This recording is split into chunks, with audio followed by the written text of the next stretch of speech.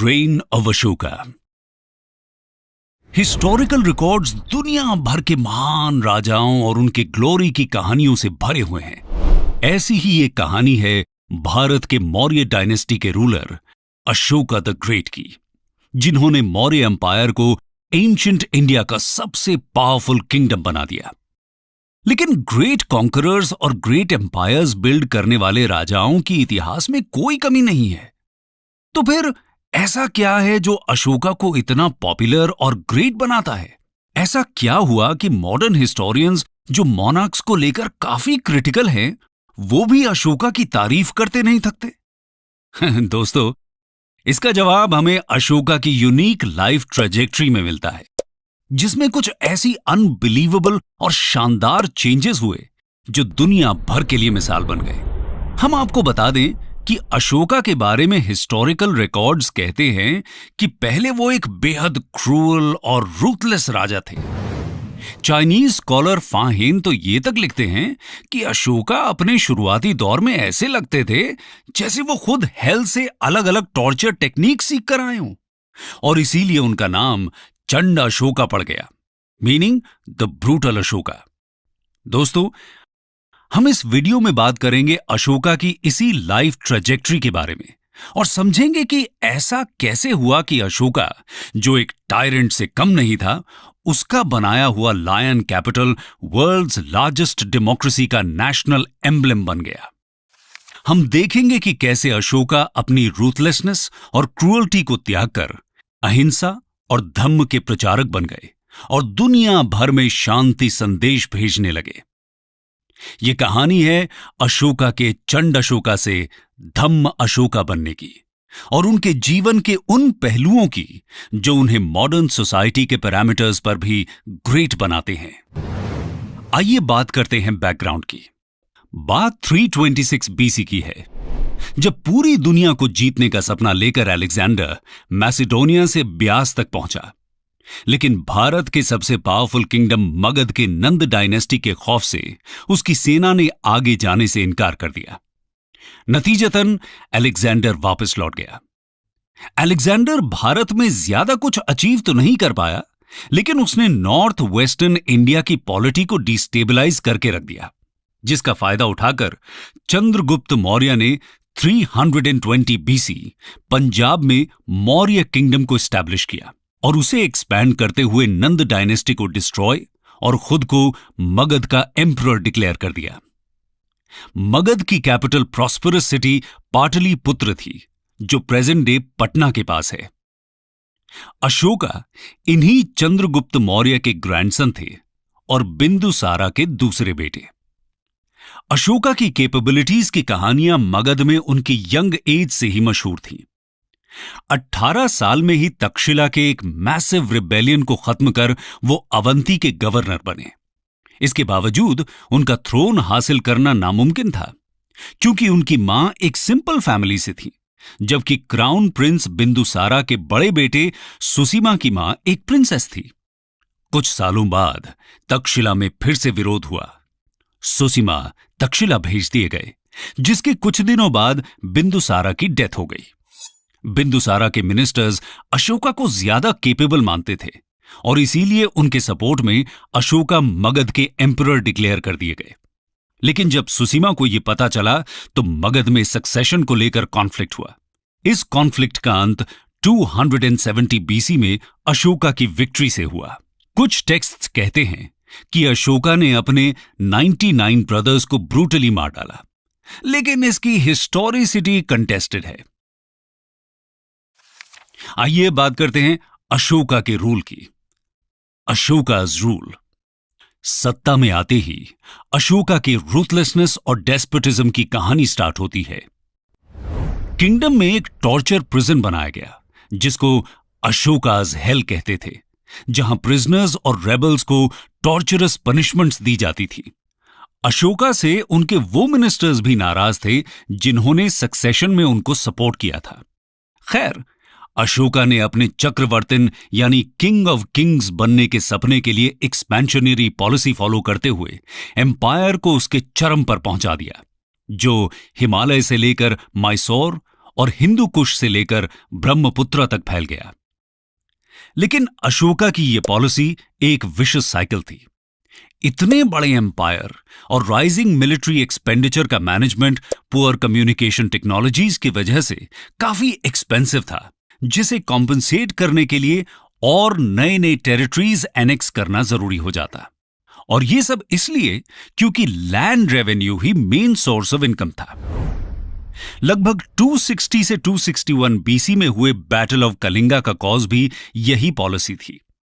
कलिंगा पाटलिपुत्र के साउथ में एक प्रॉस्परस कोस्टल स्टेट था।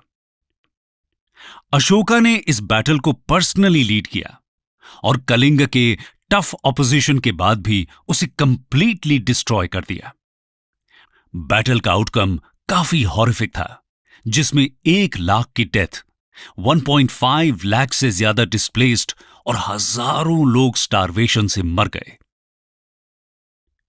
Conversion to Buddhism. जब अशोका ने कलिंग का डिस्ट्रक्शन देखा तो उनका जीवन हमेशा के लिए बदल गया। डेथ और डिस्ट्रक्शन के इस हॉरिफिक सीन ने उनको झकझोर कर रख दिया था। दुनिया के इतिहास में अशोका शायद पहला किंग हुआ जिसने विक्ट्री में जश्न नहीं, दुख व्यक्त किया।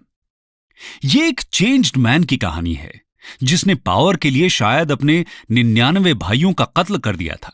कुछ हिस्टोरियंस कहते हैं कि कलिंग वॉर के बाद अशोका ने वायलेंस को कंप्लीटली छोड़कर बुद्धिज्म को अपना लिया। लेकिन उन्हें बुद्धिज्म में कन्वर्ट मोगलीपुट्टा तिस्सा ने किया या उपगुप्त ने, इसको लेकर काफी विवाद है। लेकिन श्रीलंकन टेक्स्ट दीपावमसा के हिसाब से अशोका पहले ही बुद्धिस्ट मंक और सुसीमा के बेटे निग्रोधा के अंडर बुद्धिस्ट उपासक बन गए थे। अशोका अलग अलग आइडियाज को हमेशा समझने की कोशिश करते थे, लेकिन वो सिर्फ निग्रोध से इंप्रेस हुए, जो अपने पिता सुसीमा के मर्डरर अशोका से मिलकर बिल्कुल भी नाराज नहीं हुए। ये बात अशोका को काफी इंट्रीगिंग लगी। वैसे निग्रोध अशोका डायलॉग की हिस्टोरिसिटी भी डाउटफुल है। अशोका का कन्वर्जन एग्जैक्टली कब हुआ, यह बात डिबेटेबल है, लेकिन यह फैक्ट है कि उनका कन्वर्जन ओवरनाइट नहीं हुआ। रोमिला थापर कहती हैं कि अशोका एक एडिक्ट में खुद लिखते हैं कि वो कलिंगा वॉर के 2 साल बाद ही बुद्धिज्म के जेलस डेविटी बने, लेकिन वहां भी कन्वर्जन डेट मेंशन नहीं है। खैर, कलिंगा वॉर के बाद अशोका बोधि ट्री, सारनाथ, लुम्बिनी और कुशीनगर के पिलग्रिमेज पर गए और बुद्धिज्म के मैसेजेस को अग्रेसिवली अपनी धम्म की पॉलिसी के थ्रू स्प्रेड करने लगे। हम आपको बता दें कि बोधि ट्री में गौतम बुद्ध ने एनलाइटनमेंट अचीव किया, सारनाथ में उन्होंने अपना पहला सर्मन दिया, लुम्बिनी उनका बर्थ प्लेस है और कुशीनगर में उन्होंने निर्वाणा अचीव किया। थर्ड बुद्धिस्ट काउंसिल 240 बीसी में अशोका ने थर्ड बुद्धिस्ट काउंसिल ऑर्गेनाइज किया। इस काउंसिल का कॉज था बुद्धिस्ट संघा में करप्शन और 60,000 एलेज्ड ब्राह्मणिक स्पाइज का संघा में इन्फिल्ट्रेशन। काउंसिल में कुछ इंपॉर्टेंट डिसीजंस हुए, जैसे संघा को रीऑर्गेनाइज करना, मोगलीपुट्टा तिस्सा द्वारा कथवट्टू स्क्रिप्चर कंपाइल किया गया, दुनिया भर में बुद्धिस्ट मिशंस भेजने का डिसीजन भी लिया गया और अशोका ने Kashmir, Gandhara, Burma, Syria, Egypt और मैसेडोनिया तक ऑनवॉयज भेजे। सबसे इंपॉर्टेंट मिशन अशोका के चिल्ड्रन महिंद्रा और संघमित्रा का माना जाता है। लेजेंड्स संघमित्रा को श्रीलंकन कैपिटल अनुराधापुरा में बोधि ट्री प्लांट करने का क्रेडिट देते हैं, जो वहां आज भी है और एक सेक्रेड साइट है।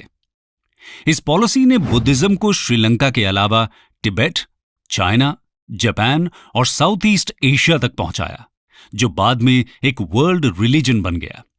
ये एक मॉडर्न इंडिया की सॉफ्ट पावर का भी सोर्स है। इसके बाद इंडिया के फॉरेन कॉन्टैक्ट्स एक नए रूप से एस्टैब्लिश हुए और इस फॉरेन पॉलिसी ने अशोका को अपने बॉर्डर्स पीसफुली सिक्योर करने में भी हेल्प किया। इन कॉन्टैक्ट्स का इन्फ्लुएंस अशोकन आर्किटेक्चर में भी दिखता है। कुछ स्कॉलर्स अशोकन पिलर्स को पर्शियन रूलर डेरियस के स्टोन पिलर से ही इंस्पायर्ड बताते हैं। अशोकाज धम्म अशोका के रूल की सबसे इंपॉर्टेंट बात उनकी पॉलिसी ऑफ धम्म थी, जो गौतम बुद्ध की मध्यम मार्ग की फिलॉसफी से इन्फ्लुएंस्ड थी। यह हमें एक्सट्रीम इंडल्जेंस इन वर्ल्डली प्लेजर और एक्सट्रीम एसेटिज्म दोनों से बचने और मिडिल पाथ अडॉप्ट करने का सजेशन देती है। इसीलिए अशोका ने सिर्फ एक्सट्रीम मेथड्स को क्विट किया, लेकिन एसेटिज्म को अडॉप्ट नहीं किया। लेकिन अशोका का धम्म सिर्फ बुद्धा की टीचिंग नहीं, बल्कि एक जनरल कोड ऑफ कॉन्डक्ट था। यह बात नोट करने लायक है कि कैसे अशोका ने बुद्धिस्ट आइडियल्स को यूज कर एक यूनिक और इंस्पिरेशनल पॉलिटिकल सिस्टम बनाया। इस सिस्टम के अंदर पैटर्नल किंगशिप अशोका के रूल का गाइडिंग प्रिंसिपल बना, जिसमें सिटीजन्स का वेलफेयर टॉप मोस्ट प्रायोरिटी था। कहते हैं कि कलिंगा वॉर के बाद अशोका पीपल्स किंग बन गए, जो अपने सिटीजन्स के ग्रीवेंसेस को पर्सनली रिड्रेस और वेलफेयर एक्टिविटीज प्रमोट करते थे। उन्होंने मेडिसिनल ट्रीटमेंट, मेडिसिनल प्लांट्स का प्लांटेशन और ट्रैवलर्स के लिए वेल्स, फूड और शेड का इंतजाम किया। अशोका ने अहिंसा, truthfulness, respect for elders, humane treatment of animals जैसे मैसेजेस भी स्प्रेड किए। अशोका की पॉलिसी का एक इंपॉर्टेंट हिस्सा रिलीजियस टॉलरेंस भी था। भले ही अशोका बुद्धिस्ट थे, लेकिन मौर्यन एम्पायर बुद्धिस्ट थियोक्रेसी बिल्कुल नहीं था। अशोका सभी रिलीजन्स को जेनरस डोनेशंस देते थे। उन्होंने धम्म महामात्ता नाम के स्पेशल ऑफिसर्स भी अपॉइंट किए, जिनका जॉब सभी रिलीजियस सेक्ट्स का वेलफेयर था। यहां तक कि बर्बर केव्स के सुदामा और लोमास ऋषि केव्स को उन्होंने आजीविका सेक्ट को डेडिकेट करने के लिए बनवाया था। अशोका की इन्हीं काइंडनेस और टॉलरेंस की पॉलिसीज की वजह से उनके ईडिक्ट्स उन्हें देवनाम पिया पियादसी बोलते हैं, जिसका meaning beloved of the gods who treats others with kindness है। Other achievements. गवर्नेंस के अलावा अशोका का कंट्रीब्यूशन आर्किटेक्चर में भी इमेंस है और उन्हें स्टोन स्ट्रक्चर्स का पायनियर माना जाता है। इनमें सबसे इंपॉर्टेंट अशोकन पिलर्स हैं। सारनाथ के लायन कैपिटल को तो आप जानते ही होंगे, जो हमारे नेशनल एम्ब्लेम और उसमें कार्व्ड अशोक चक्र हमारे नेशनल फ्लैग में अडॉप्ट किए गए। ये दोनों धम्म के सिंबल्स हैं, जिसमें वेलफेयरिज्म एक इंपॉर्टेंट एलिमेंट था, जिसको अशोका ने तब अडॉप्ट किया जब दूर दूर तक वेलफेयरिज्म का नामो निशान नहीं था। इसीलिए ये हमारे नेशनल सिंबल्स में है। खैर, अशोकन पिलर्स चुनार सैंडस्टोन के थे, जो पूरे मौर्यन एम्पायर में मिलते हैं। उनका मेन पर्पस धम्म को स्प्रेड करना था। ऐसा कहते हैं कि ये इंस्क्रिप्शंस डेली एक ऑफिसर सारे सिटीजन्स के सामने रीड करता था और ऐसा लगता था कि शायद एम्परर उनसे डायरेक्टली बात कर रहे हैं। इसीलिए इनको लार्जली लोकल लैंग्वेजेस जैसे पाली, प्राकृत और अरामिक में लिखा गया। मेन इंस्क्रिप्शंस में मेजर रॉक ईडिक्ट 4, 12 और 13 और माइनर ईडिक्ट 1 है। Edict 4 rules of morality, edict 12 religious policy, edict 13 Kalinga war और माइनर ईडिक्ट 1 अशोका के बुद्धिस्ट उपासक होने का डिस्क्रिप्शन देते हैं। कुछ लेजेंड्स अशोका को पूरे भारत में 84,000 से ज्यादा स्तूपास बनाने का क्रेडिट भी देते हैं। अशोक वंदना नाम के लेजेंड्स की एंथोलॉजी के हिसाब से अशोक ने बुद्ध के 7 रेलिक्स को डिवाइड कर उन्हें 84,000 बॉक्सेस में रख दिया और उनके ऊपर स्तूपास बनाने का ऑर्डर दिया। हालांकि हिस्टोरियंस 84,000 स्तूपास को एग्जैजरेशन मानते हैं, लेकिन अशोका ने कुछ स्तूपास बनवाए जरूर, जिनमें most important UNESCO world heritage site Sanchi stupa है, जो दुनिया भर में अपने ग्रैंड्योर के लिए फेमस है। भारहूत स्तूपा, धामेक स्तूपा, अमरावती स्तूपा भी अशोका के रूल में ही बने। अशोका को UNESCO world heritage site Mahabodhi temple Gaya को बनाने का क्रेडिट भी दिया जाता है, where Gautama Buddha gained enlightenment. Mauryan palaces को तो मेगास्थनीज सबसे महान क्रिएशंस में मानते हैं और फाहेन इनको गॉड गिफ्टेड मॉन्यूमेंट्स कहते हैं। इनमें मोस्ट फेमस अशोका का पैलेस और पटना के कुम्हरार का 80 पिलर्ड कोर्ट है।